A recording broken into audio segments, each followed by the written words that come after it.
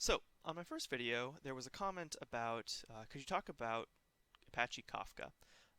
And this video isn't necessarily about Kafka itself, but about technology similar to it. Why would you use it? What kind of systems would be interested in using that piece of software? But it's not going to be specific to Kafka or AWS Kinesis or Azure Event Hubs or any of the other services that are of that nature. And it's just going to be a deep dive on why what requirements would drive you to explore using something like this in the first place. Okay, so let's create a fictitious system and we'll explore some options. Okay, so this is a pretty generic system we've got going on here. I do that because you can use these types of streams for, hundreds of different applications. But a common one is sort of IoT data processing. So let's pretend we're in a world where we created some really expensive piece of machinery that's going to be used for some type of industrial application. And we have attached to this machinery a series of sensors that put out data about it. Maybe how hot it is, how long it's been working for, how much it's rumbling. Maybe we have some weird audio snapshot or something like that. And we want to do health monitoring on all these systems and decide if they are likely to break down in the future or they're exhibiting any kind of concerns. And if so, we want to be able to dispatch, pretty quickly some mechanic to go help us actually fix those things. So uh, maybe a first stab at a system is we've got all of these sensors attached to a whole bunch of different machines out in the wild. And every 60 seconds, when these things are actually up and running, they emit some payload that contains a bunch of sensor data. This kind of gets sent over to the wire, and separately we have a fleet processing this information. This fleet might be running machine learning inference models. They might be joining the telemetry data against service records for that particular machine. They could be running some heuristics that we've just handcrafted ourselves. And the output of that is kind of going to be do we need to send somebody out to check on this right away? Do we need to schedule it in the next week? Some kind of data like that. So the system is pictured here would probably work, but it's going to have a lot of problems. One of the first problems you're going to run into, probably the worst one, is that these machines aren't all up and running at the same time, and the fleet is constantly growing and shrinking. So the rate of messages being sent isn't going to be too stable. So you can imagine that like at 8 a.m. in the morning when the factory first comes online, maybe all the machines turn on all at once and start sending this data. And throughout the day, maybe we turn some of them off, or there's spikes, and maybe it's not even uniform. Maybe some factories run all day long, and some factories run like every 2 hours. So you're going to get these spikes in traffic. And scaling the processor fleet such that you always have the exact right number of machines, not just to process the records, but to be available to receive them so that the messages don't get lost in flight is going to be a nightmare. So what happens if the processing fleet is overloaded and these sensors are trying to emit data and they're so overloaded they can't even receive the data? Well, then you either have to buffer that information on the sensors themselves, which probably don't have any memory to do it on, or you're just going to lose the information, which isn't really acceptable. So uh, the other thing you run into is that it's not necessarily a guarantee that we process these messages um, quickly or always in the same amount of time. Maybe some of them are more expensive to process than other messages. So keeping these two systems in sync and scaled correctly is going to be hard. So let's explore how we might introduce one of these message brokers or data streaming services in between to help us there. So in this world, we've kind of dropped in some message streaming system in between the sensor producers and the processing fleet. Now, like I said earlier, this could be, one of a dozen different pieces of software, but the job is basically going to be the same in this setup. Uh, all it's going to do is collect messages from the sensors, and it's going to store them durably, and it's going to make them available for someone to consume later. And it's going to act as this buffering system so that if we get a giant flood of messages from the sensors in a really small period of time, we're not going to overload the processing fleet. All the processing fleet's going to do is as soon as they're available and they have excess capacity, they're going to reach out to this message broker and say, hey, I'm ready to process additional work. Please give it to me now. And the broker will give them some additional payload for processing. So we've decoupled the scaling of the sensors from the scaling of the processor fleet. It also has great behavior. Let's say that you have a processor that pulls one of these messages for consumption and it goes down because someone pressed the power button or a meteor hits the particular computer that's doing the processing. We don't lose the information necessarily. Another machine in the processor fleet can go to the message broker and say, I need work. This piece of work hasn't been done yet. Now, this gets into the specifics of exactly who you're using to distribute these messages. But the point is, you haven't necessarily lost the unit of work. A different machine could pick it up, process it, store it into the data store, and life moves on. But there are other benefits and use cases for why you would want to use one of these intermediary messaging systems. Let's look at one more possible configuration.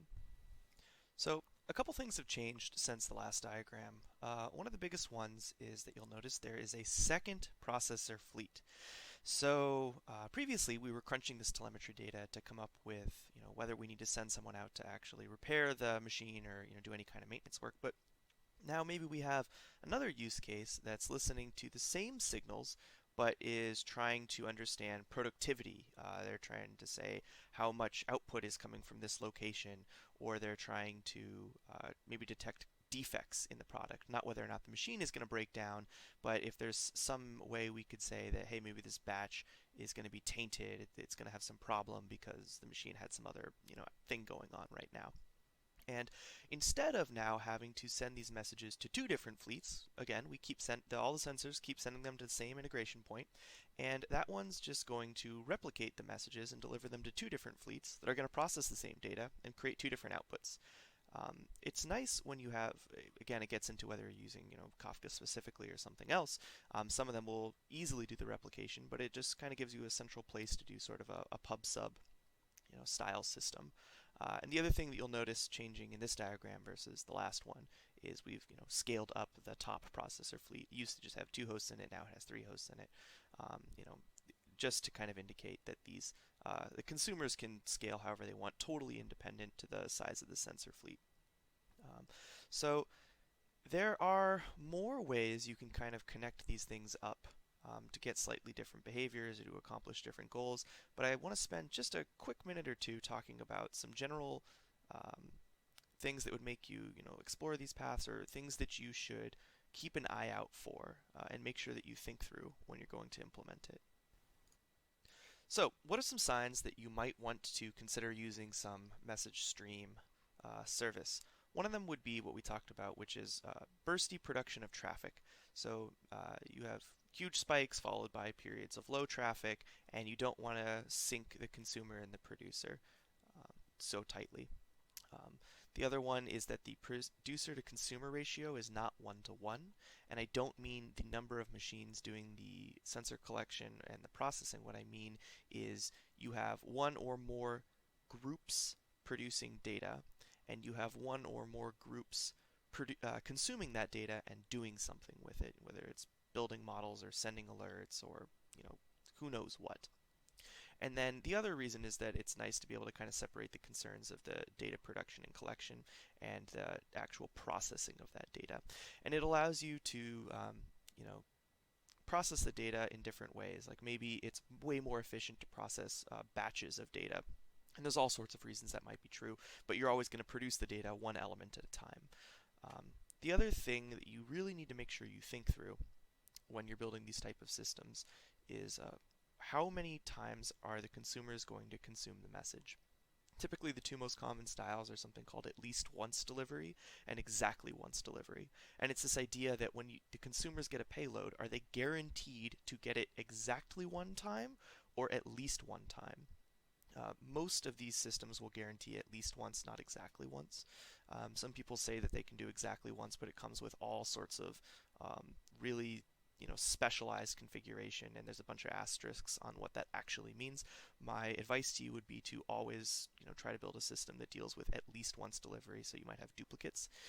The other one is ordering guarantee on messages. So FIFO, basically, if I send this message first, is the consumer actually going to receive it first? I would strongly, again, recommend you do not assume that you actually get first in, first out, and you only get some rough approximation for it. I've definitely seen people who use these messaging services that guarantee FIFO, and they build assumptions around it and build services on top of it. And one of the things you run into is that FIFO solutions usually don't scale very well. Now that's kind of like I'm hand waving across a very big set of topics, but if you expect that you're going to have to deal with heavy scaling on the consumer side and on the producer side at some point in the future, you really should not assume that you're actually going to get a strong guarantee of first in, first out.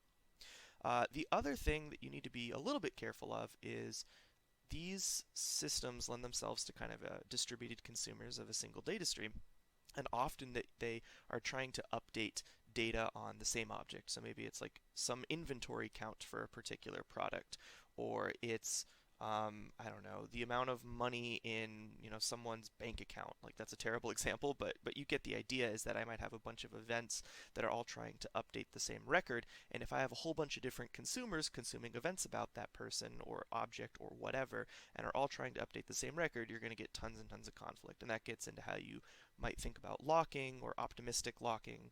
Um, whether you would do kind of coalescing these updates by the entity in question and then doing batch updates so you don't have to deal with write contention, things like that. Um, I'm not going to go through the exact, thought process there, how you might solve these types of things in this video, but it's just something that you should think through when you're creating a, distributed consumer type system. So yeah, thank you for watching. If you found this useful, feel free to let me know. If you have additional comments on things you'd like to see or things you'd like to see changed, go ahead and let me know. And I look forward to hearing from you.